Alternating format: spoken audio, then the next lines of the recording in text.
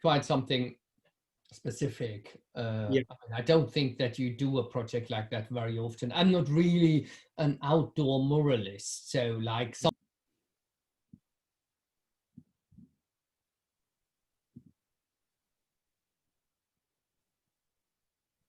Okay, hello and welcome to today's Make for Tomorrow session for everyone joining with Lothar Götz.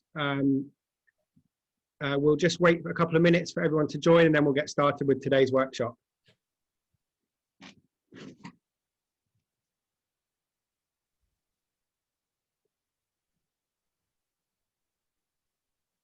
So for anyone who's just joined, we're just going to wait for everyone to join, give everyone a couple of minutes before we start today's Make for Tomorrow workshop with Lothar.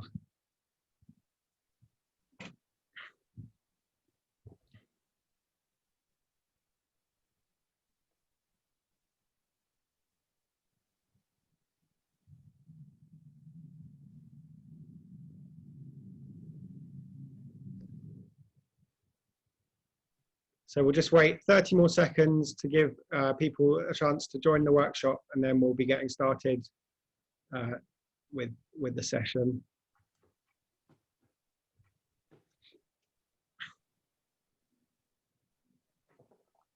We just had something in from the Q&A. Oh, good to have you, Kirsten.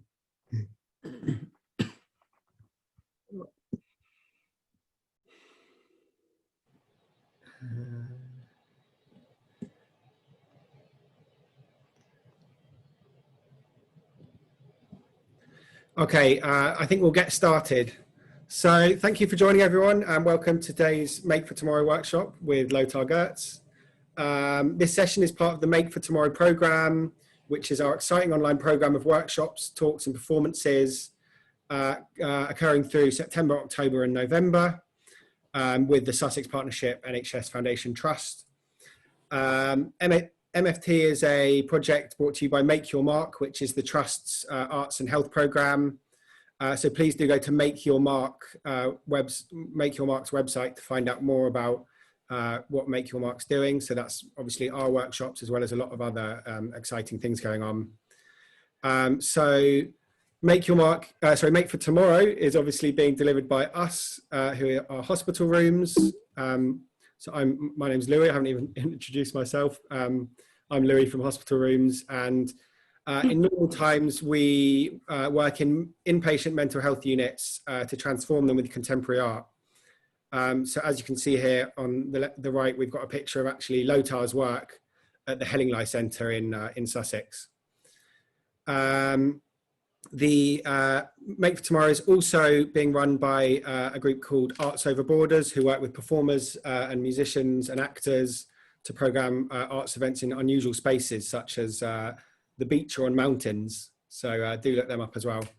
And we'd also like to say thank you very much to COGAP, who have organised all the technological sides of this programme. So thank you to Gavin and the team at COGAP. So to get on with today's workshop, I'm going to introduce Lothar.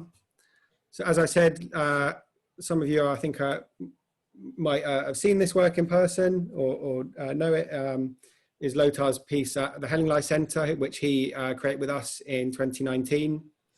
Lothar works architecturally. He also did this amazing mural at the Towner Gallery in Eastbourne, which some of you may have seen. He works with starts from the kind of topics of real memories of people, places and histories to create these abstract forms using geometric field and bright colours. So without further ado, I'm going to hand over to you, Lothar, and he's going to be hosting a drawing workshop today. So over to you, Lothar. Let me just spotlight you, and there you are. Yeah, hi. Great to be with you today. So a few people might know me who have been working in one of the workshops which I did in Hellingly last year. So welcome to everybody again. And it's a bit of pity I can't see you, or we can't, because I would prefer to see you in person and be with you. But obviously that's not possible at the moment. And we try to do the best, and I hope we can make a productive workshop and which is fun for everybody. what the title of the workshop said is that we do an abstract image basically taken from our memory, or where we use our memory as the kind of starting point for the work. I have done that or chosen that title because it's something, it's quite personal. It's something what I do in my practice a lot. Often, I mean, we walk, or I mean, everybody has whatever moments which you remember, or there are places, there are moments, there are spaces. It can be something, just a glitch in life, which we remember and which as an image we keep in our brain. I do use a lot of these images to start my abstract images, and very often when people ask me, how do you get and how do you arrive at these colors and these forms, I find it difficult really to say, because of course abstraction is usually linked to shape, geometry and composition, but I think very often there is as well a very personal touch to it. I do show you first now a few images I've done before, so that you get a bit of an idea of, because there might be some people who do not know my work. So I think it's probably helpful to show you a few drawings, which are all drawings which that applies, that they become abstract, but they are taken from some memory of some event or something which has happened in life. Can we? There we go. So I just place it so that it's, let me just wait.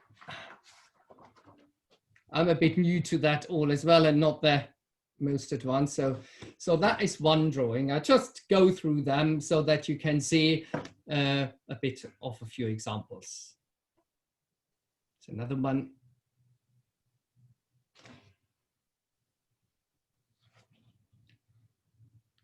That's another one. These are just colouring pencil on paper, Lothar? Yeah, all these drawings are basically is A4, is colored paper, and then I use colored pencils and sometimes gouache or acrylic to fill in shapes. I will come when I start doing, I mean, I'm showing you these drawings, and then I want you, of course, to use your own memories or something to create an abstract image, which does not need to be, I mean, it could be meant as to be an artwork. It could be as well, like in the last workshop I did, we did design an abstract tattoo. If someone wants to do that, you can do that as well. It could be a piece of fabric. It could be anything. I mean, it could be an abstract whatever symbol on a car. So it does not necessarily has to be really in this abstract context. And of course, your drawings do not need to be as well completely geometric like mine are. I mean, when after I showed you these drawings, I will then start working as well on a drawing, and then you will see, I will show you a little bit from my technique and how I'm working, and we'll explain a few things, how things are done then, I mean, basically live when I'm working. But you can see we are, I'm often using very, very simple shapes like a circle, a triangle, a diagonal shape, some lines, and yeah, I think I just go further with this one. That's a green one. For instance, these green ones I did. I was recently on holiday in a mountain area and was hiking and was a lot in forests, and there then the green or the atmosphere of something which is really a landscape and is very dominating with green and earth. I had this strong desire to say, oh, the moment I get home, I will start a series of works called Green. I mean, where I basically just dip into green again. I mean, what I, of course, and you will notice that, of course, now as well with these drawings, when I say we use our memory for creating something, it doesn't mean that someone else must know what you actually meant, or it does not as well not mean that it is in some way literal. I mean, we are just looking at things, and it's not really about the result either. It's really mainly about what's happening when we sit down, we remember something, and we dip into this world of shapes and colors. And when you fill in a color, lots of memories might come back or something. And yeah, and in the end, I mean, I get often asked that people say, what is it? And I actually struggle to say it or to explain it in words. And I do as well not think it's really necessary. So this is one other example. So that is just a few of the works so that you see something from what I do as well.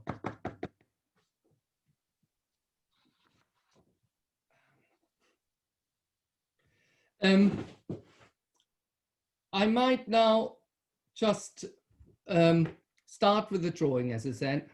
And an abstract image is a little bit, I think, a mixture in the end between these memories, a mood, something you want to capture, but then as well, I mean, we have a piece of paper and then we have to start somewhere. How can we actually divide that into something? Which shapes are we arriving? Now, what I do, as I said, I will work here something in the way I'm usually working, which is in geometric shapes. I have here set up some pencils. I mean, here are some pencils. There are some. I have some paints here, and then I just have a few whatever household things, basically an egg cup holder to draw circles and a bit of water and a few brushes. I hope, I mean, the thing is meant, I don't know, I've probably nearly said enough now for the start you want, because you have to do your own work as well and want to start. Please feel free to start doing something. I mean, as I said, it's a little bit of pity I can't see what you're doing and respond. But the thing is meant that I start doing something, you can watch me as well, what I'm doing, and I might as well give a little bit of a explanation what I'm doing while I'm working. But please feel free just to start and do something, and yeah, think about some shapes, some colors, and some probably something which brings some memory back from whatever. It could be very simple. I mean, it's not meant in a very very complicated way, but if you had a garden or it's something, it could be a flower, but it can be a car, it can be something which has just kind of, which you like to carry in your memory. Okay. As I said, when there is a piece of paper, I often sometimes struggle a bit when I think now, let's say, for instance, if I do a drawing now in this series of green drawings where I think, oh, I want to start with something green. I've chosen now a green paper. And sometimes I found it helpful when we do something that we just literally take the dimensions of a piece of paper if we struggle where to start. And I might now do just something and find some geometric shapes which the paper itself gives me in some way. So for instance, just halving a paper into 2 equal halves.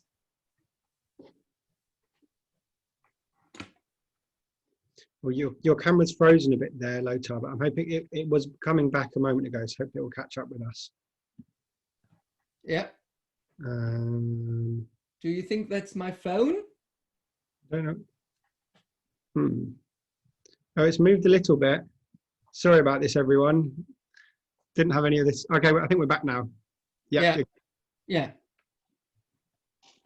Okay. Yeah.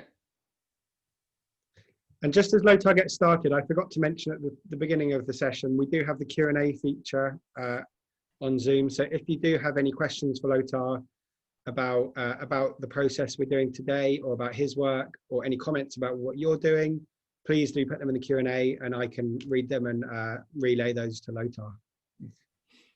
Yeah, so I mean, sometimes I usually always with the drawing or with an abstract image, I personally start with the line drawing, a bit like a grid or something, which helps me then to create shapes, which I then fill in with color. So here now I just go from one point to another point. If you think about works, for instance, in an architectural context, I mean, sometimes probably my drawing practice links a bit to the practice how I work when I do a wall painting, like the Towner, who probably, I mean, some of you I know have seen it, where some diagonal lines go from the bottom to the top corner, and that's usually taken just from in connecting some area, some on the top, some on the bottom, a door with a window, or some architectural features which are there and given, I just connect them. It's actually very simple. And through this kind of strategy of just connecting A to B, basically, you in the end you're ending up with some shapes and a kind of, let's say, a starting grid for an abstract painting. Okay, I continue here working now, and maybe I'm a bit quiet now because you have to probably sort out lots of things as well to get your paint and your drawings and the paper ready. So I just start now and work a bit and then come back to you.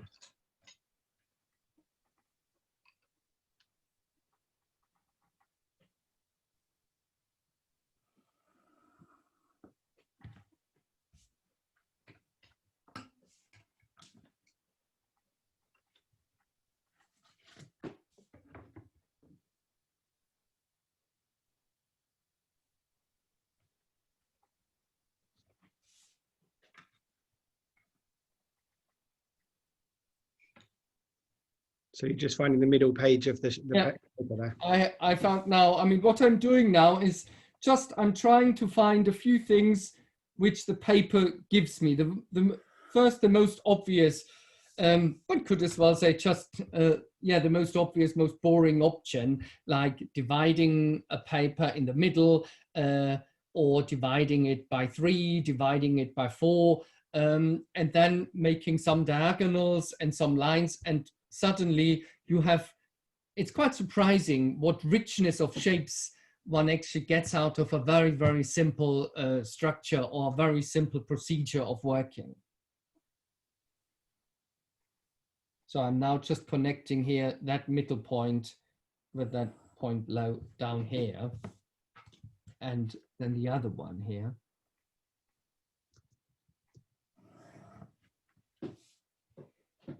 I do the same now here.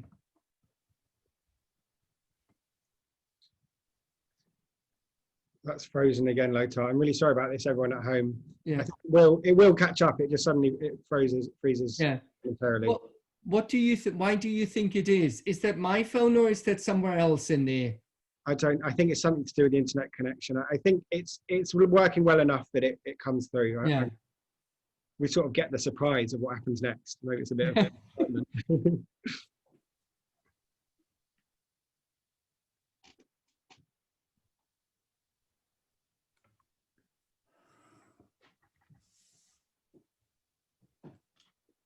I might do just a few nearly arbitrary lines. I mean, where, I mean, with this abstracted geometric work, I always find it interesting when, I mean, you can do with a few lines or a few shapes, you can be quite rigid and geometric, but then I always quite like to be as well just a little bit arbitrary, or just to do something which just, I mean, where I just let things happening, where I'm not really thinking about it, and I just do how it comes. I mean, like doing a line and then responding to the other line.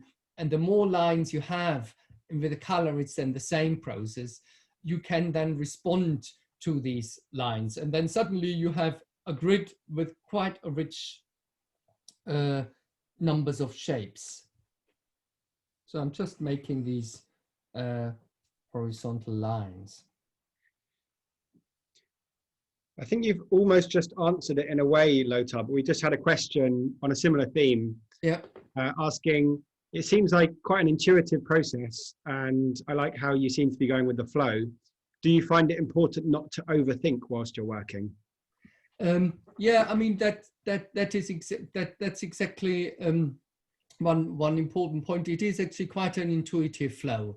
I mean, on one hand, or let's say I'm someone, I always need a little bit of a structure, and this is probably why I like working on the, let's say on the big wall paintings where there is something given and I can find things like a window, a door, and then I set that rule to me. You work within the structure responding to that, and the same I do on a piece of paper, and I do that just actually that I then in the second step do not have to think about it. And there is a point where I just completely are in the flow of colors and I just do very intuitively react from one to the other. I mean, a bit like I show there a work again for that. Can we, yeah, like if you look at that, then I might have there done these lines as a grid and then the horizontal lines, but then I probably start with one color and then the other color responds to that. And what's for me very important, doing these drawings and doing an abstract drawing, the great thing and the fun of an abstract drawing is that you do not need to know the result and there is no right and wrong. So if you do something like, say, it's a landscape and you do it from your memory and you think, oh, there was this woodland and I really would like to paint something around that. I think the moment very often when we paint figuratively, there is often that question. I mean, of course, lots of artists have not done that then as well and did that differently, but the question, oh, is that right? Does it represent that? But with an abstract drawing, you can, your emotions and your feelings, you can give them a flow, you can take them center stage, basically. So, and then there is a thing, I mean, it's really about doing then very intuitively. And if you do that, it's a very quiet process. All these memories come automatically. I think it's an opener for ideas, and sometimes it's as well a fantasy or a vision. And as I said, it's about that process, that richness of the process. It's not about the result. I never know what the result will be. It really happens while I'm doing it. I hope that answers the question. I think it does very well. So I continue now working here as well. I mean, I hope you are all set up as well and you're working. And yeah, please ask some questions if you have some, or you can watch me doing here something. I don't know, it looks probably a bit boring, but. No, it's really great to watch and see it come to life.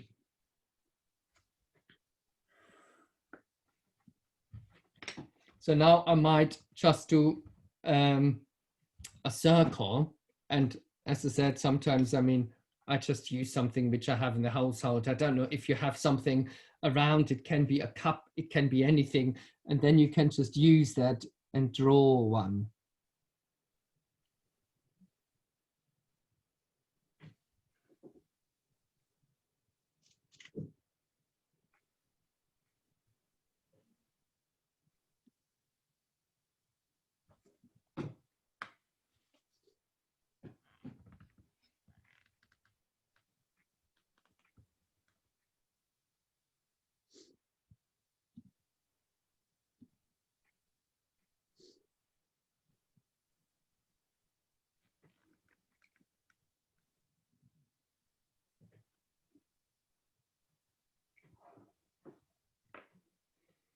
So it's a bit, it's just slightly unclear on the screen, Lothar. I wonder if you could just hold the paper a bit closer up to the camera.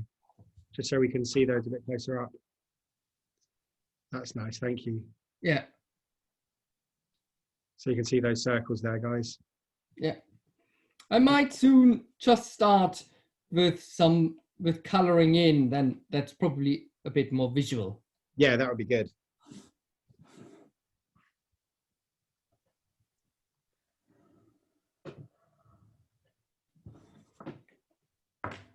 Well, the person who asked that question, Lothar, just said, fascinating response, thank you. Oh, thank you. Yeah. So I do hear one more thing here.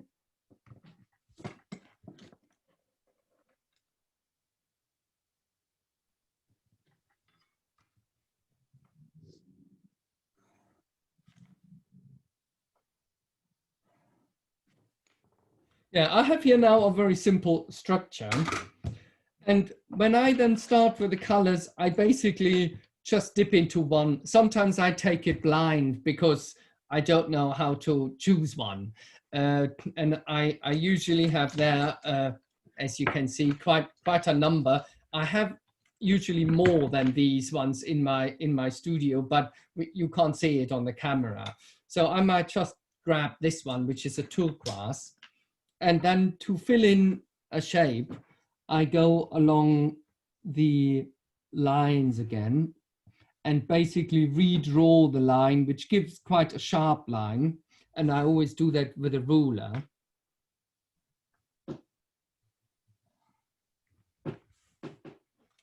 And when that's done, then I usually start to fill it in by hand, and I just do it like this.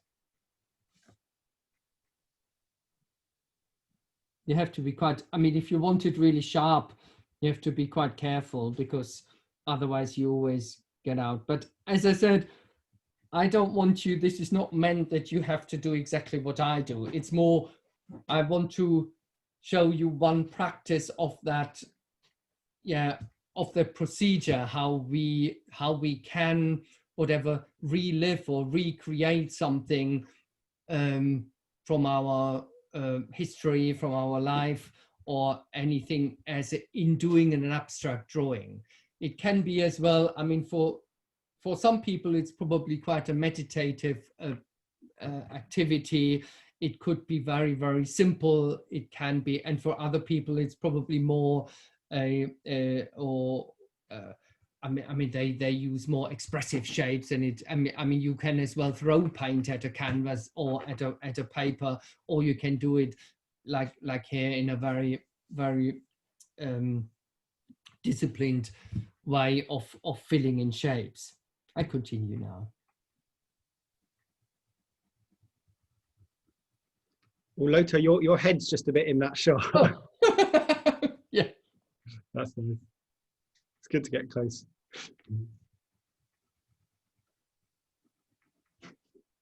Just while you're drawing there, Lothar, we've had a question asking whether you blend your colours within the geometric shapes, or is it each one always set to one colour? Well, I hardly never blend them, but I mean, as I said, I mean that's no rule. But I personally, I love one simple. I mean, it's the shape, and then that's the color. I have done a few works where I did blend them, but usually not.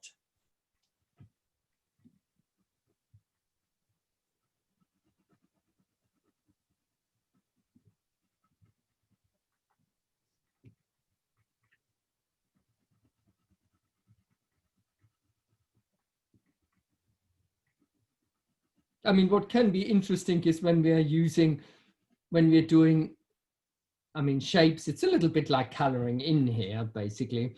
And then you can as well do a drawing just done with lines, or you just use lots of different lines and create a shape with that. I do that a lot. And their colors do probably blend in. Now I need a sharpener. What you need a lot often is to sharpen the pencils.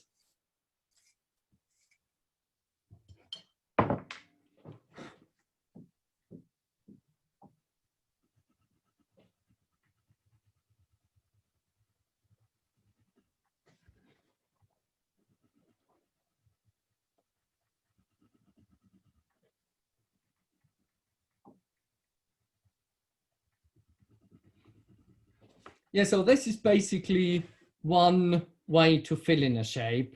Sometimes if you want to highlight then something, it could be that I'm then next to that, just draw a line.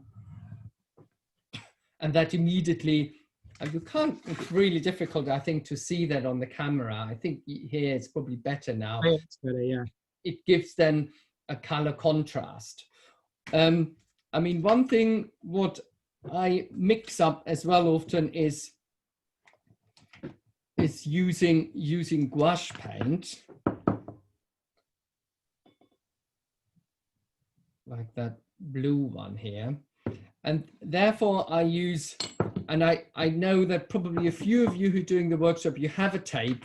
Not everybody, I think, has it, but for everybody who has a tape, I mean, I use this low-tech tape, which one can use on paper. Not all tape sticks to paper, or if you have an ordinary tape, it might destroy or might damage the paper, but this one doesn't. But I just show you now here, when one does one shape, I do this middle one here. If I want this shape now in blue, then I tape that.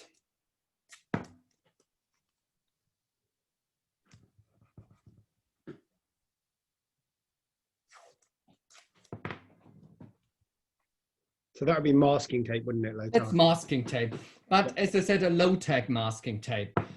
Sometimes it can be quite annoying that you take it off and then the paper is damaged, but you never know exactly.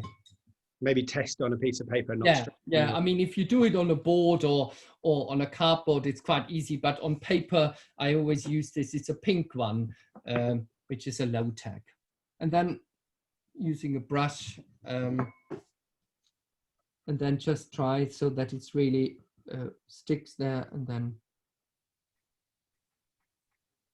So you will see if you use then some paint, the kind of the intensity of the color is of course much stronger. I mean, with a paint, you have to be careful, because if you do it on paper, that you don't do it too thick. If you do it too thick, then it might crack. So that is now just one triangle. I take that off immediately.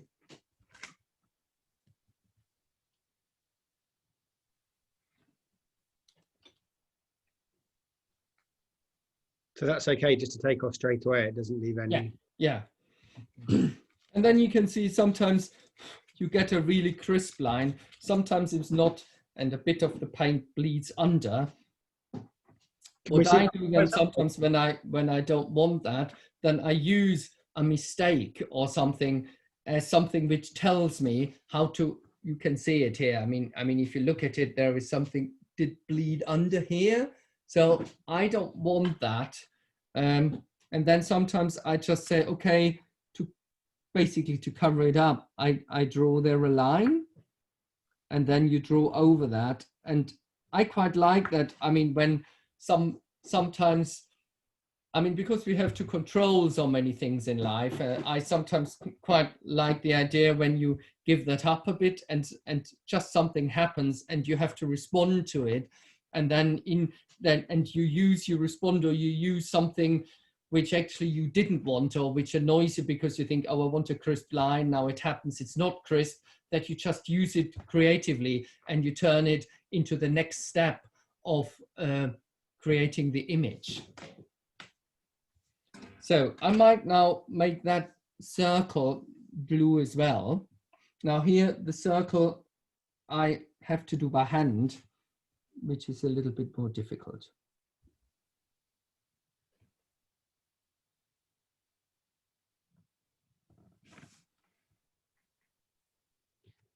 We've got your head in the shot again, Lothar, but I guess maybe that one, it's good to be close to look at what you're doing. Yeah. You get the reveal. Is that okay? Yeah. It's quite funny to be on camera, because you realize it's a complete skill set on its own to be photogenic and look good. You're doing a great job, don't worry. And to make these things real. So it's a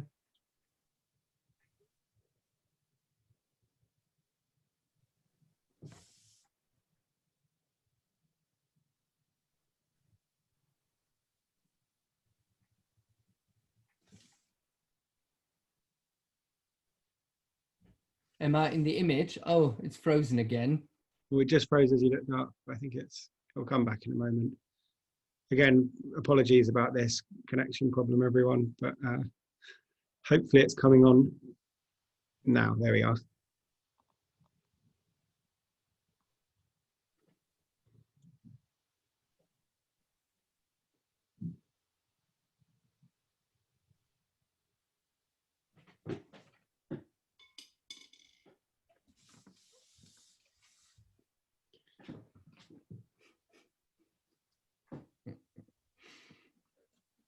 So now you can see there is already now some kind of abstract landscape involving, and you might start whatever thinking. I mean, the more shapes there are, I think there is a phase where you can just work along without really having to make final decisions. In the end, I mean, and then it's probably the relaxing bit. And then right at the end, I found it always when it's the tricky part is when you have to finish your work, because then you could already after a few shapes say, okay, that's it, I keep minimal, but then, or you say, oh, I'm continuing. And the interesting thing is, now I can't show you that. I mean, you because it takes some time. I mean, usually I work on a drawing like that for 2 days. Is that it's that time where a drawing is constantly changing. So there might be one moment and it looks really good and you really like it, and then you do something, you just add one more shape, and then you think, oh damn, I've done it. It's destroyed now. I don't like it any longer. And then you think, I have to add something again. And then sometimes you have to add another hours of work. And then you like it again or don't. But that moment of finishing, I think, is a kind of where to stop, particularly with abstract works, is quite difficult, because you could stop at any moment because no one can tell you. I mean, you're not drawing a glass or an object where you know, oh, now it's there, I can see it, I've done it. This is far more subjective. I mean, you can make claim, I mean, like, yeah, I finish it as a line drawing, or you say, oh, I have to have every shape filled in first. I don't know how you're going, how you're doing. Are there any questions? I mean, in terms of, are you all working and happy? I can't see anybody, so. Do let me know how you're getting on, guys. I think sort of from the silence so far, we'd hope that everyone's just watching along and joining in, or just enjoying watching you, Lothar. But yeah, as Lothar said, please do let us know what you're drawing, maybe what you sort of thought of as a starting point, whether you had a memory of a place that you're working from. We'd love to hear those kind of things in the Q&A. So what I often do as well is kind of using thin lines. I just show you there now, a bit like where, for instance, you have a triangular shape like this here, and then I just do kind of from that point thin lines, and that gives a kind of more dynamic effect.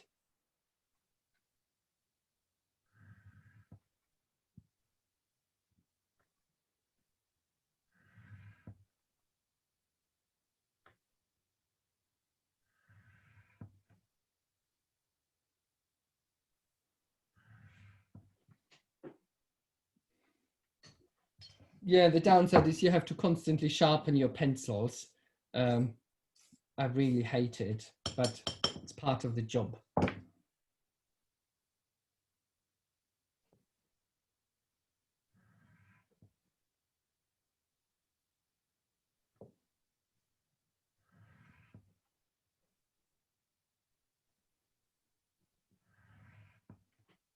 So Lothar, we just had a question about someone who missed the beginning of the workshop.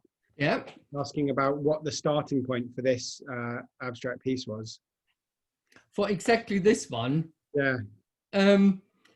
It was, the starting point for this one was vaguely that it's part of that green series. I mean, where I mentioned that at the beginning. I did recently some walks in the woods and was quite struck by the green, by the color green, and really loved it. And when then sometimes there is the you can see the blue of the sky between whatever the trees, and it's that big contrast between the sunshine and the blue, and then the darkness of the color in the wood, and the smell, of course, as well. I mean, we don't have any smell here, and this is roughly what I started.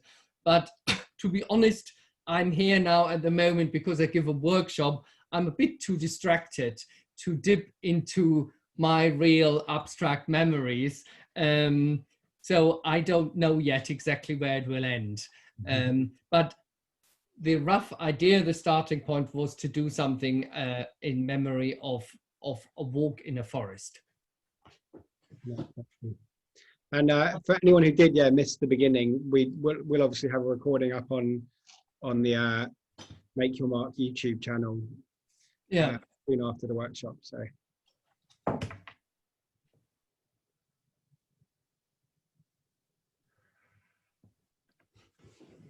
I'm basically here now mainly showing you a few shape makings and things, how we can do that. I mean, when you fill in something, I mean, like for instance, when I see here now, and it's frozen again.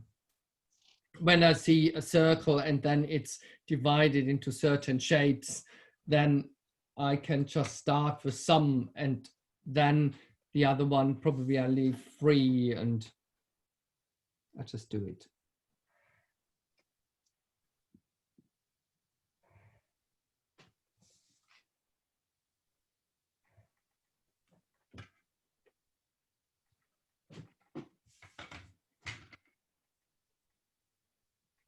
I mean, sometimes it can be quite funny when you do an image like that, and you let, I mean, as I said, I never have an image in my mind. I never work towards something how it should look. So I don't know what the result will be.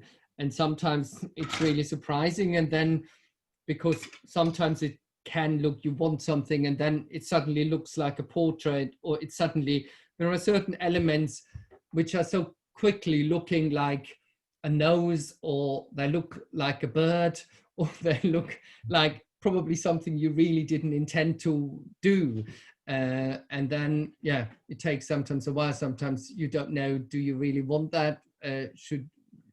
Or is it okay? Or do you think, oh no, I really don't want my painting to look like a portrait or like a dog or so, because I mean, we all know abstract symbols, and abstract symbols are usually reality, whatever, abstracted. And in doing some abstract shapes, very quickly, it can become that it looks a bit like something.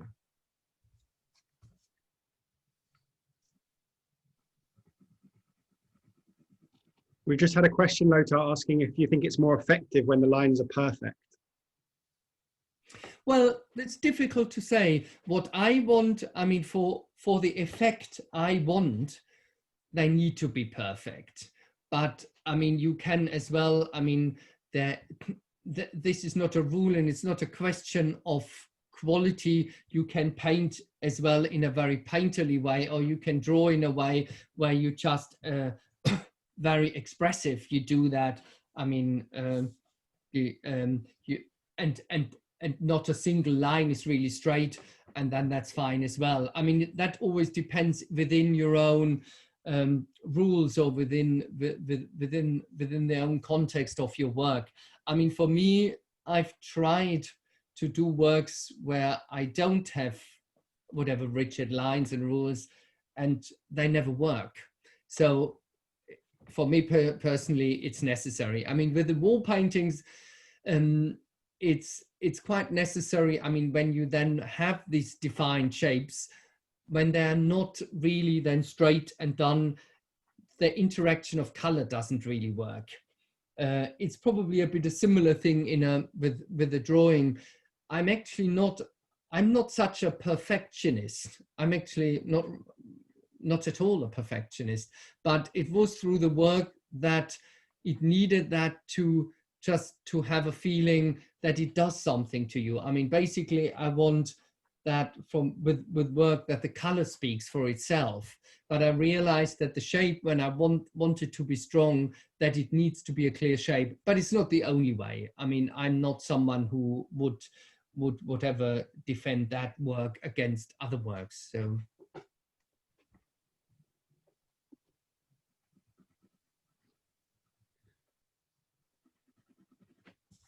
So we're coming up to the end of the 45 minutes, Lothar, but we've actually had quite a few more questions. Oh, so yeah. If you're happy, if we can maybe go on for 5 or 10 more minutes.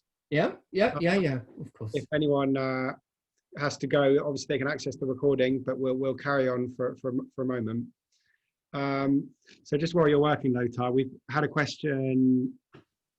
Someone saying they love your work, and they're making an abstract lavender field, and the sun is shining, so that's nice. Oh yeah, great. Yeah, so lots of lilac. And they're asking for recommendations on good colouring pencils. Good colouring pencils.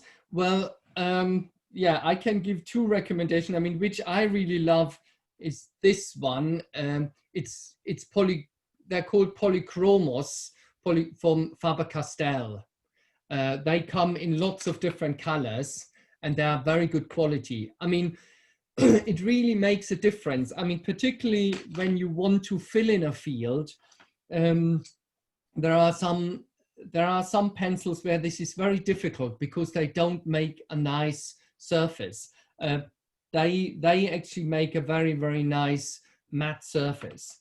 I mean, I do like as well these ones. They are from Grand Dash, the Luminance, but they're quite pricey. But they're very soft. They're very highly pigmented. They're very good, but I don't. I only buy them occasionally. But that's basically the pencils I use the most. There's someone else asked a question again about colouring pencils, but how you know if a colouring pencil will remain light fast over time. And that's hard to know, isn't it? Again, what is? Just asking about, because they're worried that their colouring pencils might fade over time. Well, a good colouring pencil shouldn't fade. There is, if you, I think on the website when you buy it on the Faber-Castell, I mean, where I buy them, I think they have a mentioning what's the UV resistance of the pencil, and I think it has, like with paint. I mean, it's the same like with. If you have some gouache or acrylic paint, it usually gives you a star rating. Because some pigments are more vulnerable to light and others are less. And it's the same with color pencil. But usually, I mean, these color pencils, they're fine. I didn't have a problem. What is more a problem is when you have a colored paper, even if you buy artist quality colored paper, and if you leave that in the sun, that's of course fading. I mean, if you leave something in the bright sunshine, everything fades. But usually, I mean, these pencils should fade not more than a usual normal pencil. And one last question we've had is, which artists influence your own work, and where else do you take inspiration from except walks in the woods? Well, it was quite different. I mean, when I was a young student, I was quite influenced by all the modernist and Bauhaus artists. I mean, one artist who had a huge influence of me there was Oskar Schlemmer. I loved Oskar Schlemmer. I mean, it was basically the whole group of the Bauhaus as well, architects. And then it was one artist who was later, Blinky Palermo, I found really interesting. And then someone like Bridget Riley had an influence on me. Yeah, this is just a few. I mean, I was not an artist who had one mega big hero.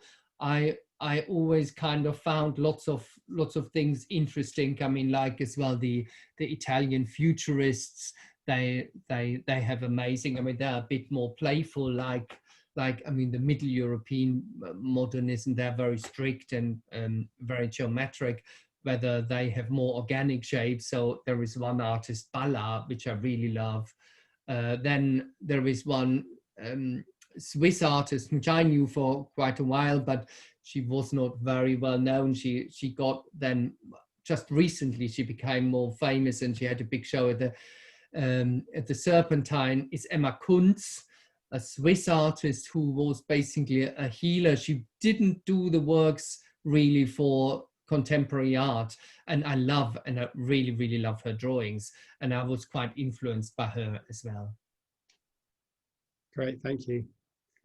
How are you doing? I mean, how has someone managed to finish something, or how have you?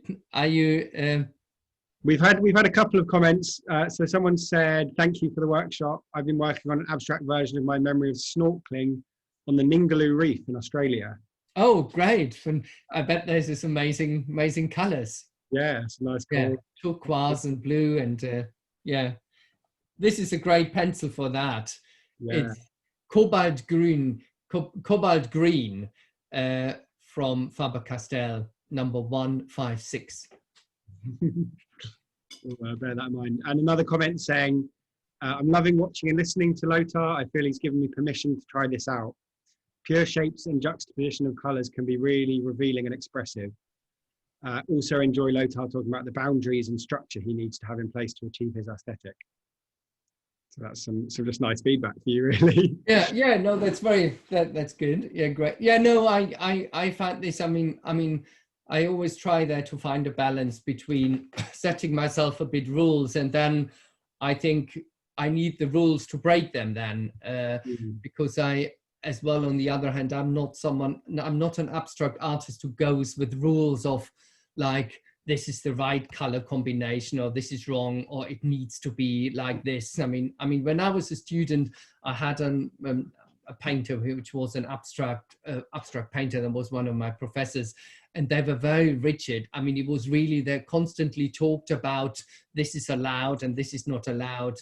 It was really difficult. I really couldn't stand it. And I really liked abstraction always, but from a very personal perspective and very playful. I mean, I think abstraction and colors, we can just play with it. It's like a huge resource which we can just take and then mix together and use it. And I mean, there are actually, in my eyes, no rules. But I mean, to have something like, to have a white paper or to have a white wall can be quite daunting. So to start with something, I think even just if you put it into a grid, it's helping you to set your mindset, to set you into that paper to do something, and suddenly there are some shapes, and then you can start. And I need that.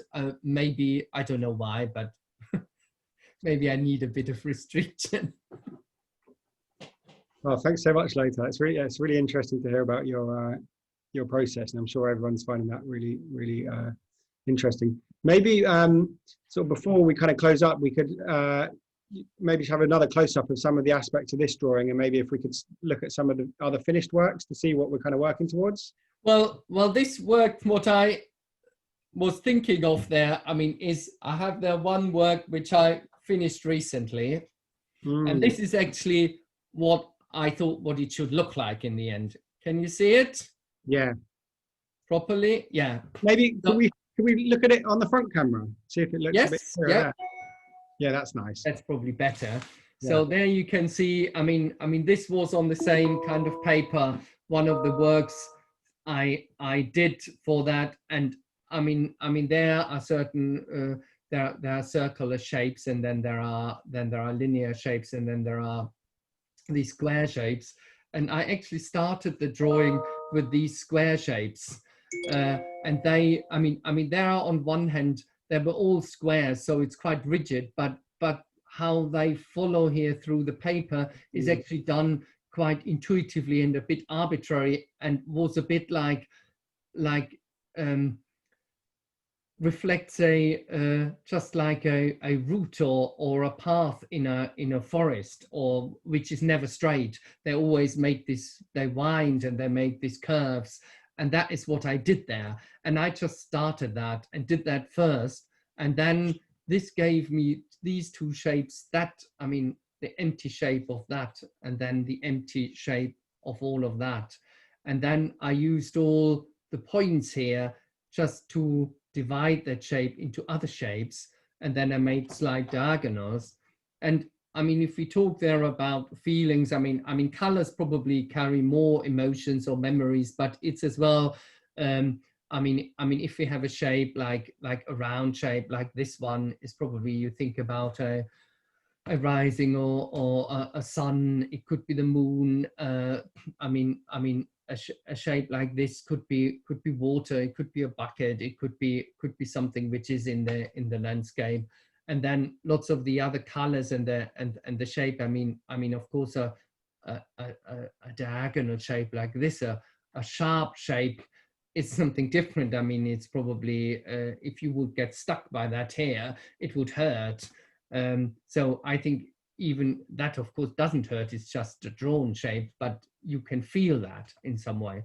Or I mean, here this one is a bit like a circle, which is an enclosed space. So this is like basically a secure space because it's surrounded by a circle.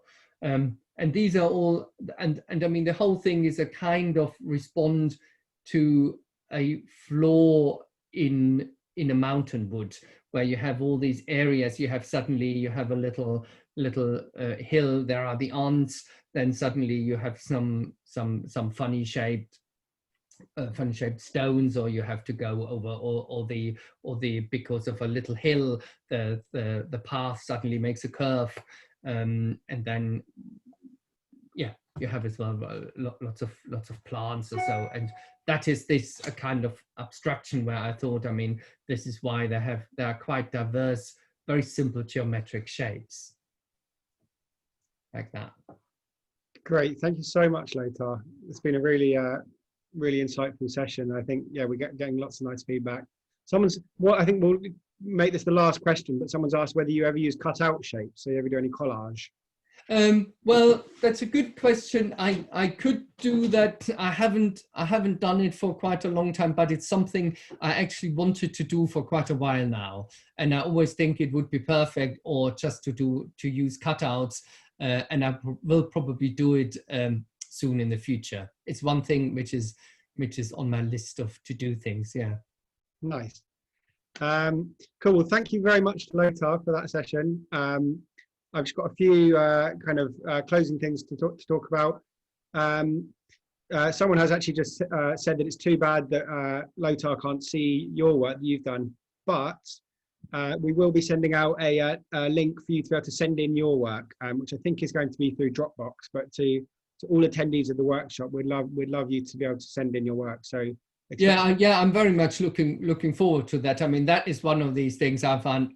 I mean, I would really love to see what you've done, or what went through your head. And I mean, you might probably can continue working on it, I mean, after the workshop now, but it would be great to see what you've done. And yeah, no, I enjoyed it very much. And yeah, as I said, sorry that I can't be there in person with you, but it was great to do. So I enjoyed it very much, and I hope it made some sense. And you enjoyed it as well. I think it was really insightful. So thank you to Lothar. Just before we go, we also obviously want to say thank you to all our funders. So the Sussex Partnerships Trust charity Heads On has funded all this and kind of raised the money through Arts Council's NHS Charities Emergency Fund for COVID-19 response. And do obviously check out the Make Your Mark website, like we said, to find out about more projects across the trust. And as we just said, yeah, we'd love to see your work. So we'll be sending out an email or after the workshop, letting you know how you can share that with us. So thank you to Lothar, and thanks for joining us, everyone. Bye, Lothar. Yeah, thanks very much. Yeah, cheers. Bye bye. Have a good day.